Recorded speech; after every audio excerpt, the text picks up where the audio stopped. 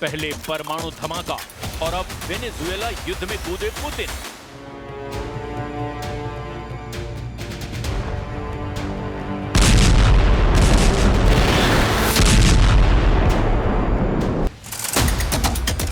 Trump के किले में घुसकर रूस लेने लगा यूक्रेन युद्ध का हिस्सा।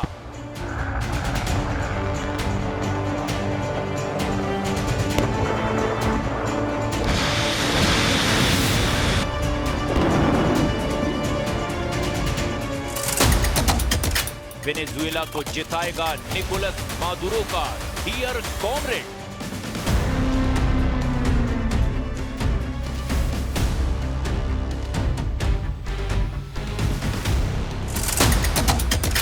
पुतिन का लाल नक्शा, धरती पर बचेगा सिर्फ एक अमेरिका।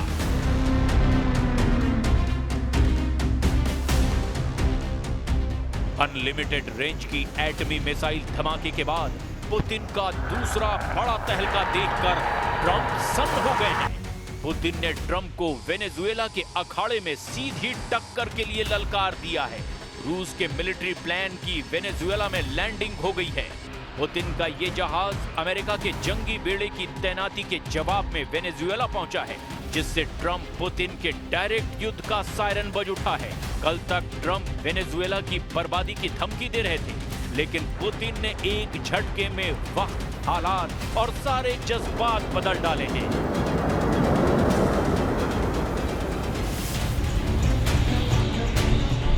वेनेजुएला में ट्रंप युद्ध का सारा इंतजाम कर चुके हैं। अमेरिका ने भारी सैन्य तैनाती कर रखी है। अमेरिका का एटमी जंगी बेड़ा कैरेबियन सागर में मचल रहा है।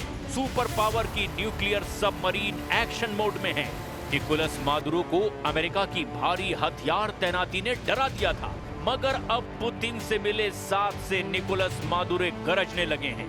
मादुरो ने ट्रंप को चेतावनी दी है कि वो युद्ध की गलती भूल कर भी ना करें। Le digo al pueblo de los Estados Unidos, es vulgar, extravagante, mentiroso, falso, negador de la realidad, el relato que hacen sobre Venezuela, sobre la revolución bolivariana y sobre el presidente obrero, el presidente de a pie, el presidente de los barrios, Nicolás Maduro Moros। Putin ने Maduro के पास कोई मामूली plane नहीं भेजा। रूस का ये military plane सीधे सीधे प्रेसिडेंट ट्रंप को चैलेंज है। मिलिट्री प्लेन की पूरी डिटेल आगे जानेंगे। उससे पहले जानिए कि ट्रंप का वॉर प्लान आखिर क्या है। क्यों वेनेजुएला को बचाने के लिए पुतिन को लैटिन अमेरिका वॉर जोन में कूदना पड़ा है।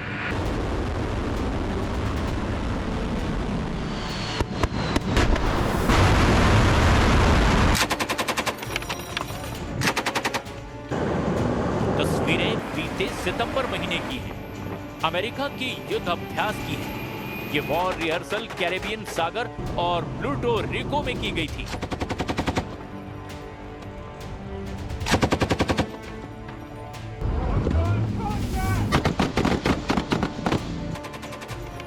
युद्ध अभ्यास में यूएस मरीन कमांडो ने नेवल स्पेशल वॉरफेयर बोट पर ऑपरेशन किया।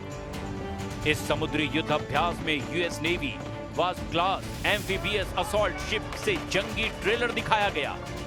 यूएस मरीन ने गाड़ियों को उठाने के लिए हेलीकॉप्टर सपोर्ट की ड्रिल भी की। युद्ध अभ्यास में मरीन कमांडो ने KC-130J सुपर हरक्यूलिस के साथ एयर टू एयर रिफ्यूल की ट्रेनिंग भी ली।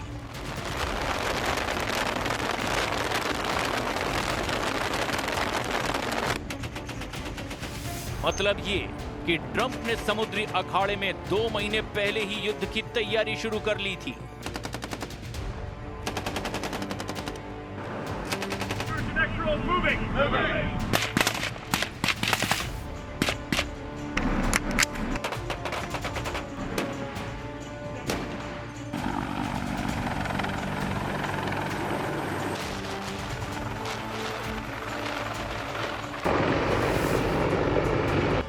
इसके बाद विध्वंसक हथियारों की एक एक करके वेनेजुएला के करीब तैनाती की जाने लगी। अमेरिका के जिन हथियारों की तैनाती के बाद पुतिन एक्शन में आए, उनके नाम भी अब जान लीजिए। पुतिन के लिए अमेरिका का जंगी बेड़ा यूएसएस गेराल्ड आर फोर्ड सबसे बड़ी टेंशन बना। उसके साथ guided missile destroyer, F-35 fighter jet और अमेरिका न्यूक्लियर सबमरीन ने रूस को लैटिन फ्रंट पर जाने पर मजबूर कर दिया। 2 दिन पहले अमेरिकी नेवी के डिस्ट्रॉयर यूएसएस ग्रेवली को वेनेजुएला के करीब देखा गया। बाद में इसकी तैनाती त्रिनिदाद और टोबैगो में की गई।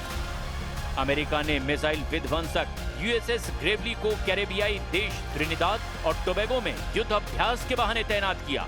30 अक्टूबर तक ग्रेवली की मौजूदगी त्रिनिदाद और टोबैगो में रहने वाली है। त्रिनिदाद और टोबैगो ट्रंप के ड्रग कार्टेल के खिलाफ सैन्य अभियान में बराबर का साझीदार है।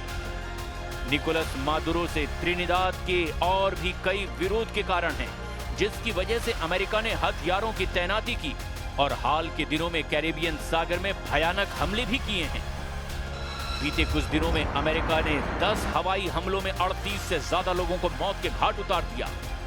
अमेरिका ने मारे गए सभी लोगों को ड्रग तस्कर बताया। बात इतनी भर नहीं, अमेरिका ने CIA एजेंट से वेनेजुएला के अंदर बड़े ऑपरेशन अंजाम देने शुरू कर दिए। वेनेजुएला के इंटीरियर जस्टिस और पीस मिनिस्टर डियोस्डाडो कैबेलो ने जानकारी दी है कि CIA के 3 एजेंट को हिरासत में लिया गया। Yo para acá y me informan de 3 personas que capturaron en otro sitio con manuales de ejecución de la CIA y no tienen vergüenza. Entonces ellos llegan y borran de su teléfono porque ellos creen que borrando su teléfono ya se desaparece todo. No, vale, esos teléfonos hablan. No, lo voy a mandar para la nube, ¿qué dicen? En la nube están ellos cuando piensan eso. Y lo que hemos encontrado es oro puro, CIA, vinculado a sectores de esos que odian a Venezuela. America के हथियार, agent और सेनाएं Venezuela की तबाही शुरू करने के लिए ट्रंप के सिग्नल के इंतजार में हैं। वहीं प्रेसिडेंट ट्रंप दावा कर चुके हैं कि वेनेजुएला से युद्ध की नौबत नहीं आएगी, मगर निकोलस मादुरो बार बार ये डर जता रहे हैं कि अमेरिका कई देशों के साथ मिलकर वेनेजुएला को बर्बाद करना चाहता है। Pero ante la amenaza de la primera ministra de convertir a Trinidad y Tobago en el portaaviones del imperio estadounidense contra Venezuela, contra Sudamérica, queda una sola alternativa. Yo he leído este informe, he aprobado la medida cautelar de suspensión inmediata de todos los efectos del acuerdo energético y de todo lo convenido en esa materia. Es una medida cautelar a la cual tengo potestad como presidente y he aprobado y he firmado. Suspendido todo. Trump ने Nicolas Maduro पर तानाशाही के आरोप लगा रखे हैं। Trump ने Maduro की गिरफ्तारी पर करोड़ों डॉलर के इनाम का ऐलान कर रखा है। ट्रंप ने मादुरो को ड्रग कार्टेल का सरगना बता रखा है। प्रेसिडेंट ट्रंप वेनेजुएला पर 3 तरफ से प्रेशर बनाए हुए हैं। 2025 के शुरुआती महीनों में ट्रंप ने वेनेजुएला पर नकेल कसनी शुरू कर दी थी।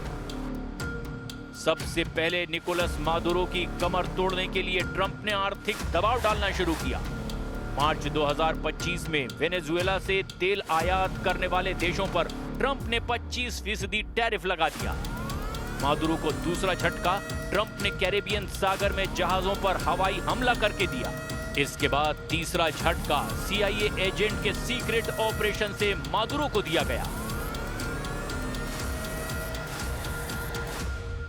हालांकि ट्रंप के आगे अब भी निकोलस मादुरो झुकने को तैयार नहीं हुए। इसके बाद अब युद्ध का आखिरी विकल्प ट्रंप के पास बचा है, लेकिन पुतिन की दमदार एंट्री से अब अगर युद्ध हुआ तो टक्कर बराबरी की होगी। निकोलस मादुरो का टारगेट तब छोटे दुश्मन बन सकते हैं, जिसका इशारा उन्होंने कर भी दिया है। Con el barco ese que metieron en Trinidad y Tobago, donde lamentablemente la primera ministra de Trinidad y Tobago es una alcahueta propulsora de la guerra por sus propias debilidades personales, físicas, mentales y morales. Putin के plane के Venezuela पहुंचने के बाद Maduro की जान में जान आ गई है। उनका जोश बहुत हाई है, क्योंकि पुतिन ने ऐसे प्लेन को वेनेजुएला भेजा है जिससे ट्रंप को क्लियर मैसेज जाए। ये रूस का इल्यूशन 276 TD कार्गो एयरक्राफ्ट है। इसे रूस की एयरलाइंस एवियाकॉन जेटोट्रांस चलाती है, जिस पर अमेरिका ने प्रतिबंध लगा रखा है। फ्लाइट रडार 24 के डेटा के मुताबिक 22 अक्टूबर को यह प्लेन रूस से उड़ा। रास्ते में कई स्टॉप ओवर, जिसमें आर्मेनिया, अल्जीरिया, मोरक्को, सेनेगल और मॉरिटानिया भी शामिल हैं। यहां रुकने के बाद यह प्लेन वेनेजुएला पहुंचा है।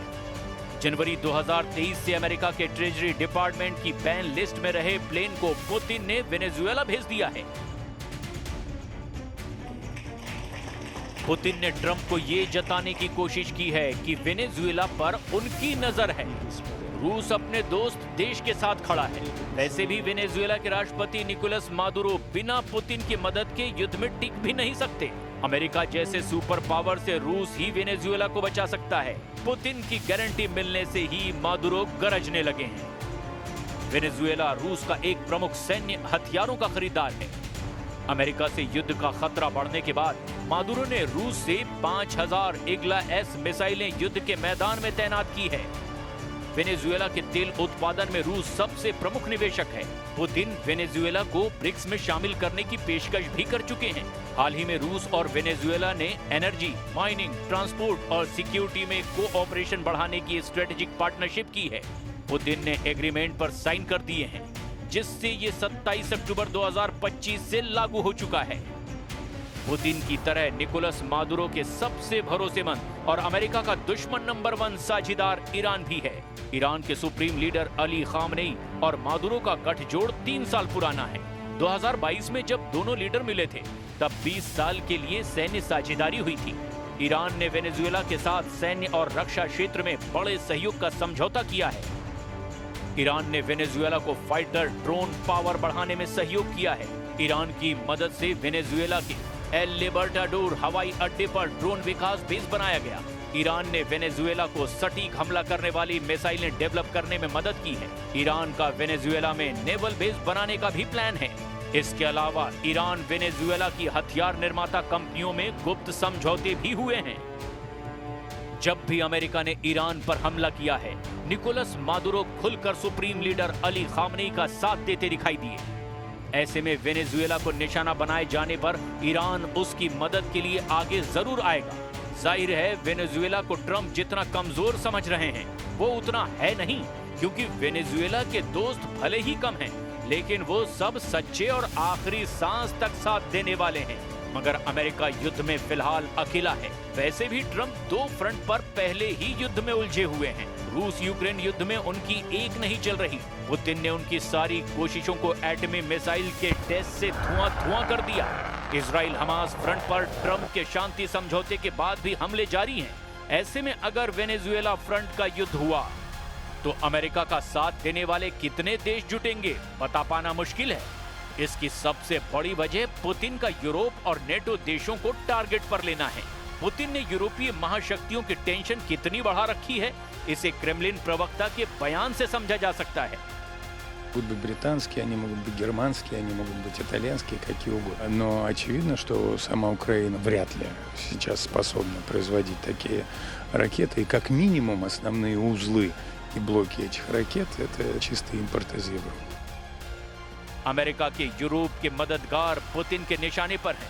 यूक्रेन को लंबी दूरी तक मार करने वाले हथियार देने वाले जितने भी देश हैं, वही अमेरिका और नेटो के सदस्य हैं।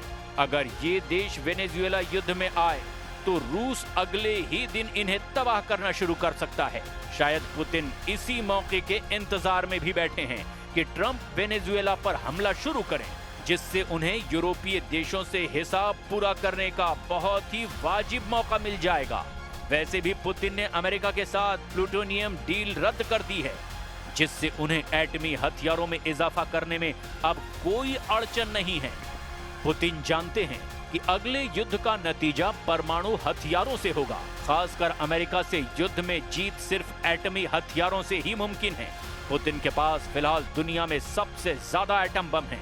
लेकिन एटम बम रखने और उसके इस्तेमाल का फर्क भी पुतिन जानते हैं, क्योंकि दुनिया में एटमी धमाके का जिगर सिर्फ सुपर पावर अमेरिका के पास है।